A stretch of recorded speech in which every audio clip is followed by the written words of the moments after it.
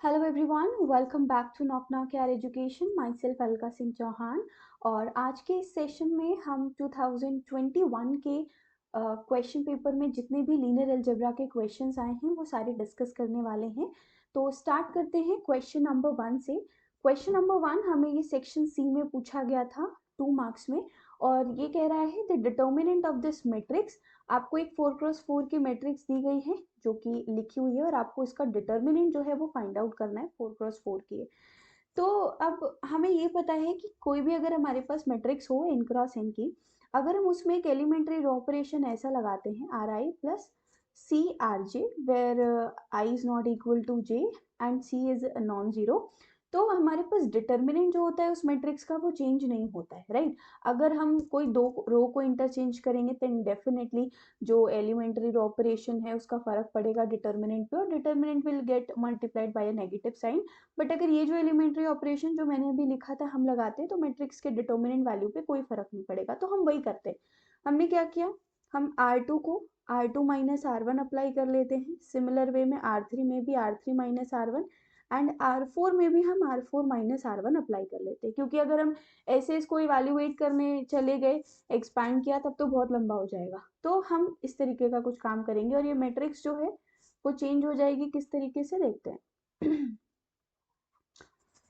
तो सबसे पहले अपने को यहाँ पे 1 मिलेगा, sorry this would B 0 because 2021 minus 2021, this would B 0, this is 1, this is 0 and this is also 0, right. अब क्या करना है, R3 को R1 से सब्ट्रैक्ट करना है। Here also we'll get 0 then 1, then we get 1 and here also 0 and last row क्या मिलेगा 0, देन वी गॉट 1 1 एंड 1। ठीक है, अभी भी देखो हम फिर से एलिमेंट्री रो ऑपरेशन लगा सकते हैं R3 में R3 minus R2 and in a similar way हम R4 में भी R4 माइनस R2 लगा सकते हैं। तो देखते हैं हमें एलिमेंट्री रो ऑपरेशन लगाने के बाद क्या मिल रहा है। 2021 2020, this is 2020 and 2020 and finally यहाँ क्या मिलेगा 0 1 0 0। here we'll get after subtracting 0, this is 1 0, here we'll get 0, then this is 0 1 1। और एक बार और एलिमेंट्री रो ऑपरेशन लगा लेते R4 minus R3 fourth row में, तो फाइनली हमें जो मिलेगा वो 2021 2020 2020 and then this is 0 1 0 0, we got 0 0 1 0 and finally यहाँ पे अपने को क्या मिलेगा 0 1। अब आप देखो जो मैट्रिक्स हमारे पास बन चुकी है that has changed to a upper triangular matrix, और एलिमेंट्री रो ऑपरेशंस हमने जो यूज करे हैं उसके बाद मैट्रिक्स के डिटर्मिनेंट पे कोई फर्क नहीं पड़ेगा। तो जो डिटर्मिनेंट इस मैट्रिक्स का होगा वही इस मैट्रिक्स का डिटर्मिनेंट होगा, और ये एक अपर ट्राइंगुलर मैट्रिक्स है तो डिटर्मिनेंट क्या होगा, product of all the diagonal entries. तो डिटर्मिनेंट गिवन मैट्रिक्स का क्या आया 2021 into 1 into 1 which is nothing but 2021। तो इस मैट्रिक्स का जिसका आपको डिटर्मिनेंट पूछा था उसका जो डिटर्मिनेंट आया है वो 2021 आया है, जो कि 2021 के क्वेश्चन पेपर में पूछा गया था। तो बहुत सिंपल सा था, बस एलिमेंट्री ऑपरेशंस की जो डिटर्मिनेंट की प्रॉपर्टी है आपको वो यूज करनी थी। ठीक है, सो दिस वाज इट। आते हैं क्वेश्चन नंबर 2 पे। क्वेश्चन नंबर 2 हमें बोला है एक मैट्रिक्स दी है अपने पास which is 2 minus 1 3, then 2 minus 1 3, again we have 3 2 minus 1। ठीक है, आपको लार्जेस्ट आइगन वैल्यू पूछी है इस मैट्रिक्स की। बस मैट्रिक्स में एक ऑब्जर्वेशन आपको करनी थी, एक ऑब्जर्वेशन करते ही आपका पूरा क्वेश्चन सॉल्व हो जाता। आप देखो फर्स्ट रो को, यहाँ पे सम ऑफ ऑल द एलिमेंट्स अगर आप देखोगे 3 प्लस 2 माइनस 1 यानी 5 माइनस 1 4 आ रहा है फर्स्ट रो में सारे एलिमेंट्स का सम। सेकेंड रो में भी यही आ रहा है, और लास्ट वाली जो यानी थर्ड रो है उसमें भी 3 प्लस 2 5 माइनस 1 4। यानी यहाँ से अगर हमें एक रिजल्ट पता है, if sum of all the elements in each row is alpha, then alpha is one of the eigen values of the matrix, यानी 4 इज एन आइगन वैल्यू। अब 4 अगर एक आइगन वैल्यू हो गई है, एक चीज और ऑब्जर्व कर सकते हैं हम यहाँ पे, जो मेरे पास फर्स्ट रो गिवन है और जो सेकेंड रो गिवन है वो दोनों सेम है। हमें ये पता है किसी भी मैट्रिक्स में अगर कोई भी दो रो या कोई भी दो कॉलम आइडेंटिकल हो जाते हैं तो उस मैट्रिक्स का डिटर्मिनेंट क्या हो जाता है, जीरो हो जाता है। अब डिटर्मिनेंट जीरो है तो यहाँ से मैं एक चीज कह सकती हूँ कि at least one of the eigen values is zero, तो जीरो एक आइगन वैल्यू और हो गई।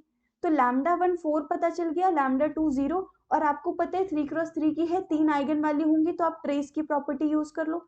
Lambda 1 plus lambda 2 plus lambda 3 is equal to what? Trace, trace क्या है? 2 माइनस वन विच इज 0। तो 4 प्लस 0 प्लस लैम्डा 3 इज 0, यानी लैम्डा 3 कितना आ गया? -4। 3 आइगन वैल्यू है -4 0 4, तो लार्जेस्ट आइगन वैल्यू कौन सी आ गई? 4 आ गई कि नहीं आ गई? देखो आप, ठीक है। तो the answer for this question is also 4। आते हैं नेक्स्ट प्रॉब्लम पे, और ये भी आप देखो 2 मार्क्स में पूछा था, ठीक है। नेक्स्ट क्वेश्चन जो हमारे पास गिवन है वो ये रहा, ठीक है, जिसमें थोड़ा सा काम अपने को ज्यादा करना था। आपको ये भी क्वेश्चन नंबर 60 है, देख सकते हो आप। तो ये 2 मार्क्स में पूछा था सेक्शन सी में, ठीक है। एक मैट्रिक्स आपको दी है, जो कि आप देखो एक डायगोनल मैट्रिक्स गिवन है अपने को, जहाँ के डायगोनल एलिमेंट 1 1 -1 -1 है। आपको बोला है consider the linear map TA from the real vector space, यहाँ पे हम सारी इंफॉर्मेशन लिख लेते हैं, M4R से M4R पे, जहाँ पे आप सबको पता है M4R क्या होता है? Set of all the real matrices of order 4x4। ये डिफाइन किया। और मैपिंग क्या है कि आप कोई भी मैट्रिक्स X उठाओगे M4R से, वो कहाँ मैप हो जाएगी? AX माइनस XA पे मैप हो जाएगी for all X in M4R। तो dimension of the range space of TA पूछा है, यानी आपको पता है कि डायमेंशन ऑफ जो रेंज ऑफ TA होगा वो एक्चुअल में क्या होगा? रैंक ऑफ TA होगा, ठीक है। तो हम एक काम करेंगे इसमें, और वो क्या होगा? हम नल स्पेस निकाल लेंगे, और नल स्पेस की नलिटी निकालने के बाद हम बहुत इजीली क्या कर देंगे? रैंक लगा निकाल लेंगे by using rank nullity theorem, ठीक है। तो शुरू करते हैं। तो अगर हम यहाँ पे नल स्पेस निकालें इस लीनियर ट्रांसफॉर्मेशन TA का, तो वो क्या होगा? X belonging to M4R such that क्या हुआ आपके पास? TA of X is 0, right. 0 का मतलब नल मैट्रिक्स।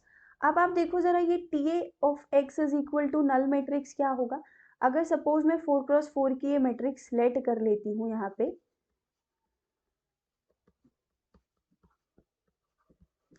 ओके, और ये अपने को डिफाइन कैसे है? This is defined as AX minus XA is equal to null matrix. तो और आपको यहाँ पे क्या दे रखा है? ये हमने किसको माना है? X को माना है, ठीक है। ये हमने X मान लिया है। अब इसके लिए हम इस वाली प्रॉपर्टी को जो है वो यूज करेंगे अगली वाली स्लाइड में, ठीक है। समझते हैं इसको कि कैसे करना है। क्या किया हम लोगों ने कि AX माइनस XA को निकाल लिया। हम जनरल इसको सॉल्व कर रहे हैं, ठीक है। AX माइनस XA को निकाल लिया और उसको नल मैट्रिक्स के बराबर कर दिया। तो आपको A मैट्रिक्स जो गिवन थी वो ये थी, एक डायगोनल मैट्रिक्स गिवन थी, दिस इज 0 0 -1 0 एंड 0 0 0 -1। एक बार चेक कर लेते हैं, हाँ यही प्रोवाइडेड थी। और हमने X को क्या मान लिया है?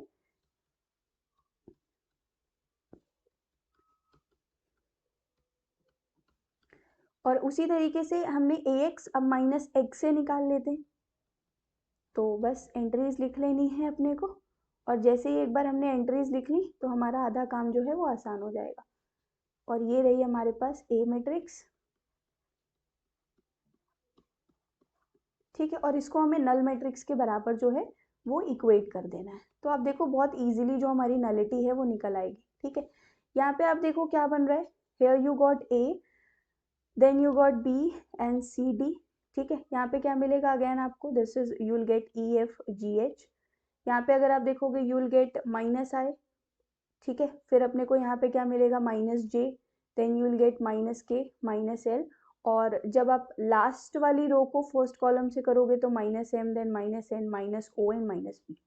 यहाँ पे जब आप इवेल्युएट करोगे तो what you will get? You will get A, then what you will get is here B, then C, and यहाँ पे -C आ जाएगा देखो आप, और यहाँ पे आपको क्या मिलने लगेगा? -D, ठीक है। ऐसे ही जब आप इसको करोगे यहाँ पे आपको E मिलेगा, F मिलेगा, देन -G -H। यहाँ पे करोगे आपको I मिला, then J -K -L, and then here you will get M N, and this is -O -P, and this is your null matrix. मतलब अगर आप एग्जाम में करोगे तो इतना साफ सुथरा नहीं लिखना होता है, फटाफट से आप करोगे आंसर आ जाएगा। ये आपके पास क्या बना? दिस इज 0 0, एंड यहाँ आपको मिलेगा 2C एंड 2D, ठीक है। और फिर ये वाली एंट्रीज भी आपके पास 0 हो जाएंगी। यहाँ पे you'll get 2G and 2H।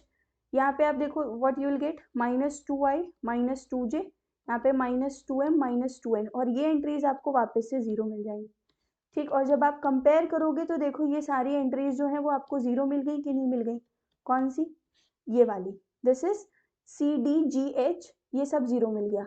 तो जो आपने x मैट्रिक्स मानी थी ये वाली, वो आपके पास क्या आ गई, ये सारी एंट्रीज तो 0 हो गई। देखो आप C D G H और ये वाली, तो जो मैट्रिक्स बनी वो क्या बनी, A B, this is E F, ये सब 0 हो गया, यहाँ पे 0 हो गया, this is K L and O P, ये आ रही है आपके पास, ये O है 0 नहीं। तो नल स्पेस में ये मैट्रिक्स आएंगी, तो आपको इस मैट्रिक्स में कितने फ्री वेरिएबल्स मिल रहे हैं, 8 मिल रहे हैं, यानी जो नलिटी आएगी TA की वो कितनी आ गई, 8 आ गई। अब आपने क्या करना है, रैंक नलिटी थ्योरम लगानी है, rank of TA is equal to M4R की, आपको पता है डायमेंशन कितनी होती है 16, तो रैंक ऑफ TA निकालोगे आप, तो this is 16 minus 8 nothing but 8, तो आंसर क्या आ गया 8। अब जो हमारे पास रैंक होती है TA की वही dimension of range of T होता है, तो answer is going to be 8। तो बहुत सिंपल सा प्रॉब्लम था, बस आप जनरल सॉल्व कर लेते, x को एक मैट्रिक्स रख लेते, इसको मल्टीप्लाई करने में इतना टाइम नहीं लगता अपने को, और फटाफट से आपको सारी चीजें मिल जाती। ठीक है, तो ये हमारे पास क्या बन गया, this is nothing but ax minus x से जो डिफाइन था हमने वो ही निकाला, this is our ax minus x से is equal to null matrix करके हमने इसको सॉल्व कर दिया। ठीक है, तो बहुत सिंपल सा था, जनरल सॉल्व करना था, कोई भी मैट्रिक्स लेट कर लेते और ये इवैल्यूएट करके नलिटी निकाल के रेंज निकाल आता। ठीक है, रेंज स्पेस की डायमेंशन। आते हैं नेक्स्ट क्वेश्चन पे। नेक्स्ट क्वेश्चन हमारे पास जो है वो ये है, क्वेश्चन नंबर 29 है ये क्वेश्चन पेपर का, यानी ये सेक्शन ए का 2 मार्क्स में पूछा गया है क्वेश्चन। ठीक है, क्वेश्चन पढ़ते हैं क्या कह रहे हैं। आपको बोला है let n greater than equals to 2 be an integer. ए आपको डिफाइन किया गया है Cn से Cn पे, यानी कॉम्प्लेक्स नंबर वाला जो हमारे पास यूनिटरी स्पेस होता है उसकी बात करी है। और लीनियर ट्रांसफॉर्मेशन को कैसे डिफाइन किया है कि Z1 Z2 Zn, क्योंकि आपको पता है हम Cn की बात कर रहे हैं तो यहाँ पे n टपल होगा। ठीक है, वो मैप किया है कैसे, जो लास्ट वाला एलिमेंट है उसको फर्स्ट कंपोनेंट बना दिया और बाकी सबको एज इट इज लिख दिया। ठीक है, ये लिखा हुआ है, और आपको इसकी आइगन वैल्यूज, निलपोटेंट नेचर के बारे में ये सब कुछ करना है। कुछ बच्चे क्या करते हैं ऐसे क्वेश्चंस को आंसर करने के लिए, क्योंकि यहाँ पे n greater than equals to 2 दिया है ना, तो वो n इज इक्वल टू 2 लेके सारे ऑप्शंस देख लेते हैं और आराम से आंसर कर लेते हैं। ठीक है, कोई प्रॉब्लम नहीं है उसमें भी, क्योंकि फिर ये क्या बनेगा, यहाँ पे देखो अगर n की वैल्यू आप 2 लेते हो तो Z1 Z2 आराम से मैप हो जाएगा इस तरीके से, that will be mapped to Z2 Z1। ठीक है, ये शिफ्ट हो जाएगा इस तरीके से, क्योंकि 2 टपल्स की बात करेंगे फिर हम लोग। तो आप देखो अगर आप A10 की बात करोगे तो that will be mapped to 0 1। ठीक है, ऐसे आप मैट्रिक्स बना लोगे, बट हम इसको कैसे सॉल्व करेंगे, we will solve it in a general way. ठीक, इस लीनियर ट्रांसफॉर्मेशन का हम मैट्रिक्स रिप्रेजेंटेशन निकाल लेंगे, और उस मैट्रिक्स का जो नेचर होगा वही इस लीनियर ट्रांसफॉर्मेशन का नेचर होगा। तो आपको पता है कि Cn की जो बेसिस होगी वो ऐसी होगी कुछ 1 0 0 0। ठीक है, फिर 0 1 0 0, ऐसा जो स्टैंडर्ड ऑर्डर्ड बेसिस होगी हम उसके रिस्पेक्ट में निकालेंगे। तो अगर आप इसका बेसिस का इमेज देखोगे तो ये कहाँ है, Zn पहले आ जा रहा है, यानी ये 0 1 0 0 ऐसा कुछ बन गया। ठीक है, फिर आप सेकेंड एलिमेंट को देखोगे इस तरीके से, तो ये क्या बन जाएगा हमारे पास, ये 0 0 1 बन जाएगा, लास्ट वाला ये बाहर आ जाएगा और ये इधर शिफ्ट हो जाएगा। ठीक, कुछ ऐसे ही करके जब आप ऐसा एलिमेंट लोगे, कैसा, यहाँ पे Zn माइनस 1 पे रखा होगा तो ये Zn बाहर आएगा, तो ये क्या बन जाएगा ऐसा, और फाइनली यहाँ पे याद रखना ये लास्ट में 1 आएगा। ठीक है, लास्ट में ये Zn माइनस 1 बचेगा, तो दिस वुड बी 1। और जब आपने फाइनली क्या करना है, ये यहाँ पे 1 रखोगे तो ये पहले आ जाएगा शिफ्ट होके, ये बन गया। ठीक है, अब आपको इन्हीं बेसिस के रिस्पेक्ट में लीनियर कॉम्बिनेशन में लिखना है इन मेंबर्स को। तो आपको पता है जब आप लिखोगे तो ये हमारे पास suppose this was your V1, this was your V2, then V3 and Vn, तो ये क्या बनेगा हमारे पास 0 V1 प्लस 1 V2, और आपको पता है ये कॉलम की तरह आएगा क्योंकि हम ट्रांसपोज ले लेते हैं। ठीक है, this would be written as 0 V1 plus 1 V2 up to what 0 Vn, तो ये ट्रांसपोज लेते हैं तो कॉलम्स में आ जाएगा, मतलब ये जो हमारे पास टपल रखा है ये एक्चुअल में कॉलम्स में अरेंज हो जाएगा। तो मैट्रिक्स जो बनेगी इस ए की with respect to standard basis, वो हमारे पास ये बनेगी कुछ 0 1 0 0 0, और यहाँ पे 0 आ जाएगा, देन 0 0 1 0, फाइनली यू गॉट 0। एक यहाँ पे एंट्री और लिख लेते हैं ताकि आपको आसानी से समझ आ जाए चीजें। ठीक है, यहाँ पे 0 और यहाँ पे एक और एंट्री लिख लेते हैं। ठीक है, सो ऐसे ही आपको यहाँ पे एक और एलिमेंट मिलेगा 0 0, लास्ट में देखो आप यहाँ पे क्या मिलने वाला है आपको 0, और यहाँ पे आपको एक 1 और मिलेगा। ठीक, क्योंकि ये वाला जो टपल है इसमें क्या हो रहा होगा, देखो जरा ध्यान से, यहाँ पे लास्ट में 1 आ रहा है और जो ये लास्ट वाला है उस पे 1 कहाँ चला जा रहा है, ऊपर चला जा रहा है, ये बन रहा है कुछ। अब पीछे वाले कुछ क्लासेस में भी जो डिस्कशंस किए हैं वहां मैंने आपको एक चीज समझाई हुई, अगर आप इस मैट्रिक्स को पहचान पाओ, ये कंपेनियन मैट्रिक्स है, दिख रहा है आपको, डायगोनल के नीचे आपका पूरा 1 आ रहा है और ये एंट्री -a0 होती थी, ये -a1 होती थी, ये -a2 होती थी, अप टू -an-1 होता था, ठीक है। तो अब एक चीज देखो आप यहाँ से, इसका कैरेक्टरिस्टिक पॉलिनोमियल हम कैसे लिखते थे, कुछ इस तरीके से लिखते थे, अगर सबको याद हो तो पीछे वाली क्लासेस में I have explained everything, right. a0 की वैल्यू मेरे पास -1 आ रही, बाकी सब 0, यानी x to the power n -1 equal to 0, यानी x to the power n is equal to 1। अब एक चीज और देखना आप कि हमारे पास यहाँ पे रो सम जो है, हर एक रो में सारे एलिमेंट्स का सम जो है वो 1 आ रहा है, इसका मतलब 1 एक आइगन वैल्यू होगी, पक्की बात, ठीक। 1 अगर एक आइगन वैल्यू हो गई तो देखो आप कौन सा ऑप्शन नहीं हो सकता है, ए नहीं हो सकता, बिकॉज इन्होंने कहा है ए इज निलपोटेंट, अगर ए निलपोटेंट होती तो ए की सारी आइगन वैल्यू 0 होनी थी, बट यहाँ पे तो एक आइगन वैल्यू 0 हमें दिख रही, मतलब निलपोटेंट नहीं हो सकता। दूसरी चीज देखो आप जरा, ये फुल रैंक्ड मैट्रिक्स है, यहाँ एक पिवट मिला, यहाँ पिवट मिला, हर जगह, तो रैंक ऑफ ए मैट्रिक्स जो आ रही है अपने पास वो क्या आ रही है, एन आ रही है, तो मतलब डिटर्मिनेंट इसका नॉन जीरो होगा, नॉन जीरो होगा तो ये सिंगुलर भी नहीं हो सकती, और every eigen value of A is either 0 और 1, ये भी नहीं हो सकता, क्यों, क्योंकि 0 तो हो ही नहीं सकती वो, ठीक। एंड वन मोर थिंग, अब अगर आप इस इक्वेशन को देखोगे, ठीक है, तो यहाँ से भी देख लो आप कि 0 एक आइगन वैल्यू नहीं हो सकती, क्योंकि वो इस कैरेक्टरिस्टिक इक्वेशन को सेटिस्फाई नहीं करेगी, और यहाँ आप देखो this is nothing but nth root of unity, right, nth root of unity की बात हो रही है ये, इसलिए यहाँ से हमें क्या पता लग रहा है कि all eigen values of A R of modulus 1, तो इसलिए इसका जो बी ऑप्शन था वो हमारे पास कैसा था, करेक्ट था, ठीक है। और अगर आप n को इक्वल्स टू 2 करके भी देखोगे तो वहां से भी आप ए सी डी को डिस्कार्ड कर लोगे और बहुत इजीली आंसर तक पहुंच जाओगे, ठीक है। तो ये था सेक्शन ए का एक प्रॉब्लम। आते हैं हम नेक्स्ट क्वेश्चन पे, नेक्स्ट क्वेश्चन जो है वो भी सेक्शन ए का है, देखते हैं वो क्या कह रहा है। It says MNR be the real vector space of all n cross n matrices with real entries, जहाँ पे n is greater than equals to 2। A एक मैट्रिक्स है जो कहाँ से बिलोंग कर रही है, MNR से बिलोंग कर रही है, और एक सब स्पेस W है MNR का, जो कि किससे स्पैन हो रहा है, इस तरीके के एक सेट से, IN A square and up to so on. तो आपको dimension of W over R is necessarily क्या होगी ये बताना है, ठीक है। अब जरा आपको एक चीज देखने की जरूरत है कि अगर मुझे W की डायमेंशन बतानी है तो मैं क्या करूं, ये स्पैन तो हो ही रहा है W इससे, अगर इसी में मैं ये पता कर लूं कि कितने नंबर ऑफ Li वेक्टर्स बैठे हैं, मतलब कितनी Li मैट्रिसेस बैठी हैं, तो मुझे W की डायमेंशन का पता लग जाएगा। अब A जो है वो हमारे पास n क्रॉस n की एक मैट्रिक्स है, तो आप देखो इसका जो कैरेक्टरिस्टिक इक्वेशन होगा उसमें जो कैरेक्टरिस्टिक पॉलिनोमियल इन्वॉल्व होगा वो nth डिग्री का होगा, कुछ इस तरीके से हमारे पास, right, a2x square plus a1x plus a0 equal to 0, and you know one more thing what, कि every square matrix satisfies its characteristic polynomial characteristic equation by Cayley-Milton theorem, तो ये क्या बनेगा, a raised to the power n, an minus 1 a raised to the power n minus 1 plus a2 a square plus a1 a plus a0 I equal to 0। now you observe one thing, what, a की power n can be written as linear combination of the members from I to a raised to the power n minus 1। समझ आया। और अब आपको एक theorem पता है क्या, कि अगर हमारे पास कोई मेंबर किसी भी लीनियर कॉम्बिनेशन में लिख दिया गया बचे हुए वेक्टर्स में, तो वो सेट LD बन जाता है, मतलब जो यहाँ पे a की पावर n तक का एलिमेंट आया है हमारे पास, देखना जरा ध्यान से, ये देखो लिखती हूँ मैं, यहाँ पे a की पावर n माइनस 1 a की पावर n और आगे चला जा रहा है, ठीक। तो ये वाला जो मेंबर है वो इन मेंबर्स के लीनियर कॉम्बिनेशन में लिखा है, तो जो LD होते हैं उनको हम रिमूव करते जाएंगे तभी तो हम LI सेट की तरफ पहुंचेंगे, क्योंकि यहाँ से अगर यहाँ तक इंक्लूड करने लग गए तो सेट LD बन जाएगा और मुझे LI चाहिए डायमेंशन पता करने के लिए।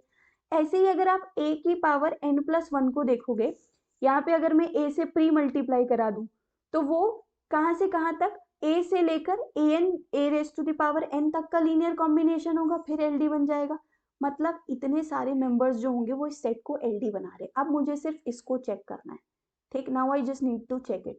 अब अगर आप ध्यान से देखो, अगर ए और आइडेंटिटी दोनों अलग अलग है, ठीक है, ए इक्वल टू आइडेंटिटी हो गया तो ऑब्वियस सी बात है डायमेंशन में फर्क पड़ेगा, ये सारे के सारे फिर कैसे हो जाएंगे, हमारे पास LD हो जाएंगे, ठीक। तो अगर ए नॉट इक्वल टू आई है तो आप देखो ये सारे वेक्टर्स जो होंगे ये मेरे पास कैसे होंगे, LI होंगे। और अगर इनमें से कोई एक भी किसी एक का लीनियर कॉम्बिनेशन हुआ तो उसको हटाना पड़ेगा हमें। सपोज अगर आई के बराबर हो गए तो, और यहाँ से यहाँ तक के कितने मेंबर हैं, n मेंबर्स हैं कि नहीं, तो हमारे पास ज्यादा से ज्यादा डायमेंशन कितनी हो सकती है, n हो सकती है कि नहीं हो सकती। लेकिन अगर a आइडेंटिटी के बराबर हो गया तो फिर हमारे पास लेस देन n होने लग जाएगी। तो हमारे पास मतलब एटमोस्ट डायमेंशन जो है वो n होगी, ज्यादा से ज्यादा n हो सकती है। और अब ये i जो है वो a और i जो है उन पे डिपेंड कर रहा है। अगर ये आपस में कैसे हो गए, Li हुए, तो हम एटमोस्ट n कह देंगे। इसीलिए कह रहे हैं क्योंकि अगर a i के बराबर हो गया तो वो लेस देन n हो जाएगी, ठीक है। बट कभी भी n से ज्यादा डायमेंशन नहीं हो सकती क्योंकि उसके आगे के अगर आप मेंबर्स डालोगे तो वो सेट को LD बना दे रहे हैं।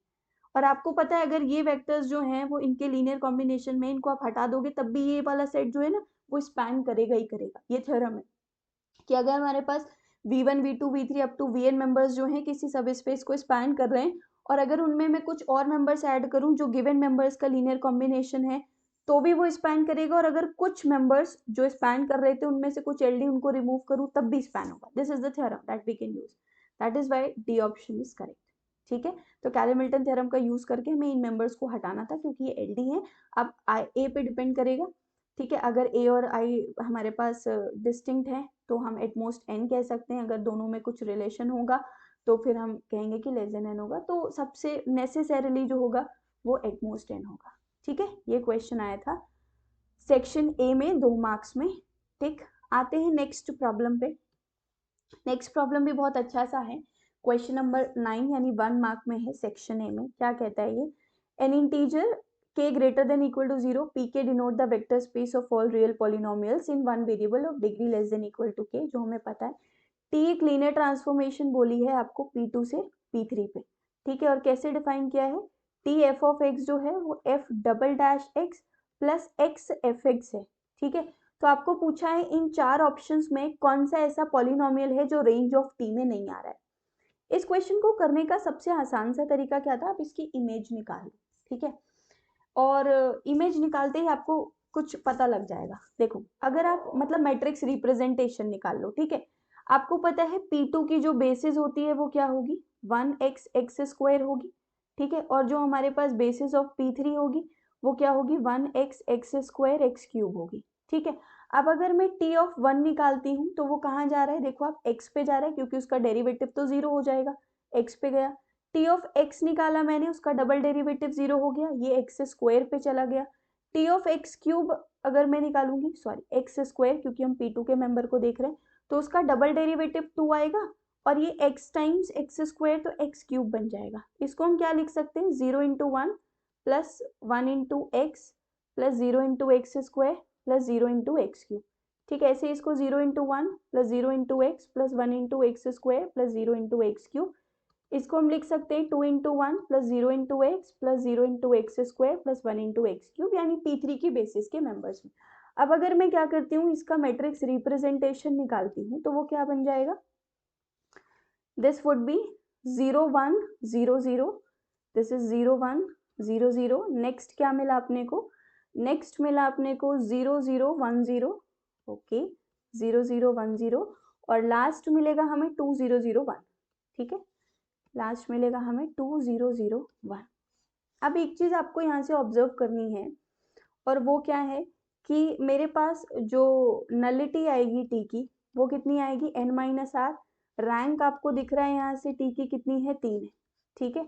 और नलिटी फिर कितनी आ जाएगी, दैट इज 3 माइनस 3 0 आ जाएगी, ठीक। अब एक मतलब क्या है कि मेरे पास रैंक ऑफ टी जो है वो 3 आई है जो कि इस मैट्रिक्स की रैंक है। उससे हमें क्या पता लग रहा है कि जो मेरे पास रेंज स्पेस होगा उसकी बेसिस में 3 मेंबर्स आ रहे होंगे, मतलब वो स्पैन हो रहा होगा 3 LI वेक्टर्स से which are polynomials in this case, ठीक। Now you have to look upon these vectors, ठीक। अब हम यहाँ पे एक थ्योरम यूज करेंगे। आपको पता है कि अगर मेरे पास v1 v2 v3 स्पैन कर रहे हैं डोमेन वेक्टर स्पेस को, तो tv1 tv2 tv3 स्पैन करेंगे किसको? स्पैन करेंगे किसको? इमेज ऑफ t को। वो थ्योरम यूज कर ली हमने। और यहां से रैंक से हमने क्या इंफॉर्मेशन निकाली कि range space will be spanned by 3 Li eigen vectors. तो आप ध्यान से देखो, ये पॉलिनोमियल जो है वो डिफरेंट डिग्री के हैं, तो दे आर Li, आप चेक कर सकते हो। तो मतलब ये ही क्या बन जाएगी? बेसिस बन जाएगी रेंज स्पेस की। यानी कोई भी मेंबर जो होगा आरटी का, that can be expressed in the linear combination of these vectors. अब आ जाओ ऑप्शंस पे।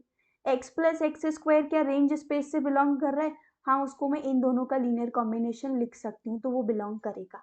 X square plus x cube plus 2, बिल्कुल इन दोनों का लीनियर कॉम्बिनेशन में लिख सकती हूँ, तो वो भी रेंज स्पेस से बिलोंग करेगा। X plus x cube plus 2 first और लास्ट के लीनियर कॉम्बिनेशन में लिख सकती हूँ इस मेंबर को, तो ये भी रेंज स्पेस से बिलोंग करेगा।